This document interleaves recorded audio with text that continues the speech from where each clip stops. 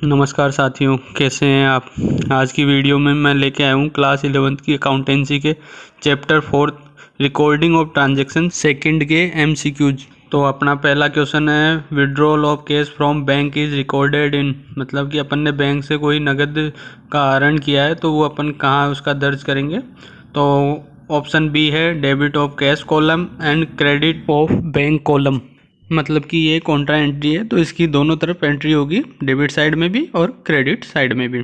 फिर question second है, on 1 April 2022 balance of cash column of cash book was ₹10,000 after receiving ₹2,000 from Anil, giving a cheque of ₹3,200 to Sunil and making payment of wages ₹500।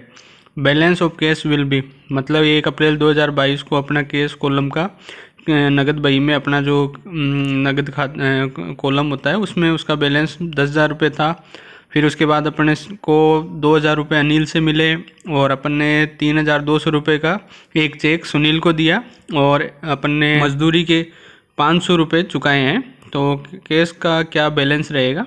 तो option A है 11,500 यानी 11,500।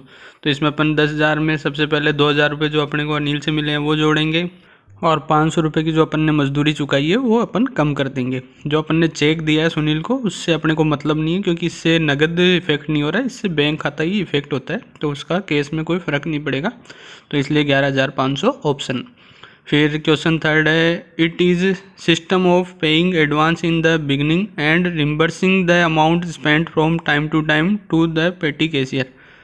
मतलब कि ऐसा कोई सिस्टम जिसमें पहले शुरुआत में उसको एडवांस दे दिया जाता है और उसके बाद जैसे जैसे पेटी कैशियर अपना खर्चा करता है उसको रिम्बर्स करते रहते हैं, मतलब उसको पुनर्भरण करते रहते हैं। ऐसा कौन सा सिस्टम कहलाता है। तो ऑप्शन ए है इम्प्रेस सिस्टम, जिसे अपन अग्रदाय प्रणाली भी कहते हैं। फिर क्वेश्चन फोर्थ जो है वो रिपीट हो गया, क्वेश्चन थर्ड ही है, तो ऑप्शन वही वापस इसका वही इम्प्रेस्ड सिस्टम ही है। फिर क्वेश्चन फिफ्थ है, name the transaction that is recorded in both side of case book simultaneously. मतलब ऐसे लेन देन को क्या कहते हैं जो एक ही बार मतलब एक साथ दोनों साइड में केस बुक के लिखा जाता है। तो जैसे अपन ने पहले भी बात की उसको कॉन्ट्रा एंट्री कहते हैं, मतलब जो बैंक से रिलेटेड ट्रांजेक्शन होते हैं केस के उनको अपन दोनों साइड में लिखते हैं नगद बही के एक साथ। फिर क्वेश्चन सिक्स्थ है, purchases of machinery on credit is recorded in, मतलब उधार में कोई अपन ने मशीनरी खरीदी है तो उसको अपन कहाँ दर्ज करते हैं। तो ऑप्शन ए है जनरल प्रॉपर, मतलब जनरल प्रॉपर में अपन उसकी इंदराज करते हैं, उसकी रिकॉर्डिंग करते हैं। फिर क्वेश्चन सेवंथ है, the sales return book always has fill in the blanks balance, मतलब कि सेल्स रिटर्न बुक का हमेशा कौन सा बैलेंस होता है।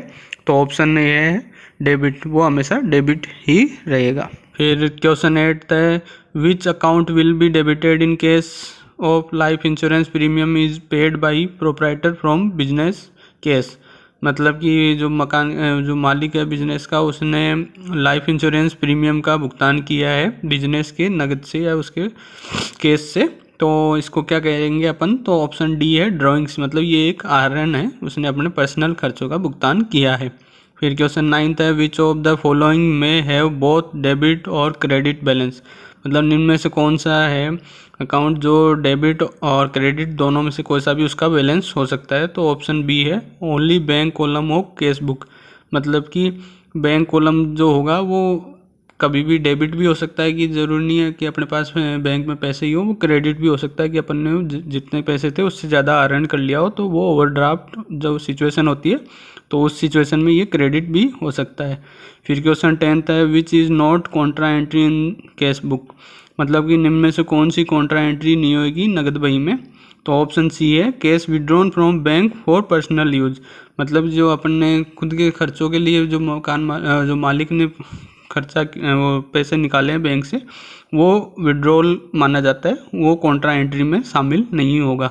फिर क्वेश्चन 11 है, एक credit balance in bank column of cash book shows, मतलब कि नगद बही के जो बैंक कॉलम होगा उसका क्रेडिट बैलेंस क्या दर्शाता है अपने को। तो ऑप्शन ए है ओवरड्राफ्ट, जैसे मैंने पहले भी कहा कि जितना अपने बैंक में बैलेंस होगा उससे ज़्यादा अपन आहरण कर लेते हैं तो उसको ओवरड्राफ्ट कहते हैं, तो वो क्रेडिट बैलेंस शो करता है। फिर क्वेश्चन 12 है, the sales return book records, मतलब विक्रय वापसी बही क्या दर्ज करती है? तो ऑप्शन बी है the return of goods sold on credit, मतलब जो उधार में अपन ने माल बेचा है वो वापस लौट के आ जाता है, तो उसका इंद्राज ये इसमें होता है। फिर क्वेश्चन 13 है deposit of cash in bank is recorded in, मतलब कि अपन ने बैंक में कोई नगद का जमा करवाए हैं राशि, तो उसको अपन कहाँ दर्ज करेंगे? तो ऑप्शन ए है debit of bank column and credit of cash column, कि जैसा मैंने पहले भी बताया था कि ये कॉन्ट्रा एंट्री का ही पार्ट है, तो इसमें अपन दोनों साइड में एंट्री करेंगे कि बैंक कॉलम में डेबिट करेंगे अपन क्योंकि अपना बैंक बढ़ रहा है, और दूसरी साइड अपन कैश कॉलम को क्रेडिट करेंगे क्योंकि कैश कम हो रहा है। फिर क्वेश्चन 14 है cash book is a type of fill in the blanks but can be treated as a fill in the blanks of account, मतलब नगद बही क्या किस प्रकार का एक प्रकार है और किसको अपन किस तरीके से ट्रीट कर सकते हैं? तो ऑप्शन ए है सब्सिडरी बुक प्रिंसिपल बुक, मतलब कि ये अपनी सब्सिडरी बुक होती है, एक टाइप है सब्सिडरी बुक का, बट इसको अपन प्रिंसिपल बुक ऑफ अकाउंट्स भी मान सकते हैं। फिर क्वेश्चन 15 है the total of the sales book is posted to, मतलब कि सेल्स बुक विक्रय बही का जो टोटल होगा कुल योग होगा उसको अपन कहाँ खतौनी करते हैं उसकी? तो ऑप्शन सी है credit of the sales account, मतलब विक्रय खाता होगा उसके क्रेडिट में अपन इसको बुक करते हैं। फिर क्वेश्चन 16 है cash book can not have negative balance that is payments can not be fill in the blank cash in hand, मतलब कि जो नगद बही होगी उसका कभी भी नेगेटिव बैलेंस नहीं होगा, नकारात्मक बैलेंस नहीं होता। मतलब कि पेमेंट्स जो है, मतलब अपन जो भुगतान करेंगे वो जो अपने हाथ में नगद होगा उससे क्या नहीं हो सकते? तो ऑप्शन ए है मोर देन, मतलब उससे ज़्यादा नहीं हो सकते, मतलब अपन ऐसा नहीं हो सकता कि अपने हाथ में जितना केस है उससे ज़्यादा अपन पेमेंट कर दें। फिर क्वेश्चन 17 है when a cheque deposited into bank is dishonoured by bank it will be recorded in cash book in, मतलब ये अपन ने कोई केस चेक था जो अपन ने उसमें बैंक में अपन ने जमा कराने के लिए भेजा था लेकिन वो डिसऑनर हो गया, मतलब कि चेक अनादरित हो गया है, तो अपन इसकी केस नगद बही में किधर की तरफ इसकी दर्ज करेंगे इसको? तो ऑप्शन बी है bank column on credit side, मतलब जो बैंक कॉलम होगा उसको अपन क्रेडिट दिखाएंगे क्योंकि अपना बैंक अपन ने बढ़ा रखा था, अब उसको अपन को कम करना पड़ेगा तो उसको अपन क्रेडिट और करेंगे। फिर क्वेश्चन 18 है एक कंपाउंड जनरल एंट्री, मतलब कि एक यौगिक जो जनरल एंट्री होती है, जनरल प्रविष्टि होती है, वो क्या होती है? तो ऑप्शन ए है as equals debit and credit, मतलब जितना डेबिट होता है उतना ही क्रेडिट होता है, मतलब अपन कोई भी एंट्री करते हैं तो उसमें डेबिट और क्रेडिट साइड दोनों बराबर होती है। और साथियों ये उम्मीद करता हूँ ये वीडियो आपको पसंद आई होगी। नेक्स्ट वीडियो में मैं फिर लेकर हाजिर होऊंगा और MCQs आपके लिए, जिससे आपके एग्ज़ाम में आपको हेल्प हो सके। उम्मीद करता हूँ इस वीडियो से आपको काफ़ी हेल्प मिली होगी। अगर वीडियो पसंद आई हो तो वीडियो को लाइक अवश्य कीजिएगा, और मेरे चैनल को सब्सक्राइब नहीं किया तो प्लीज़ चैनल को सब्सक्राइब जरूर कीजिएगा। मेरे वीडियो को देखने के लिए धन्यवाद। जय हिंद, जय भारत।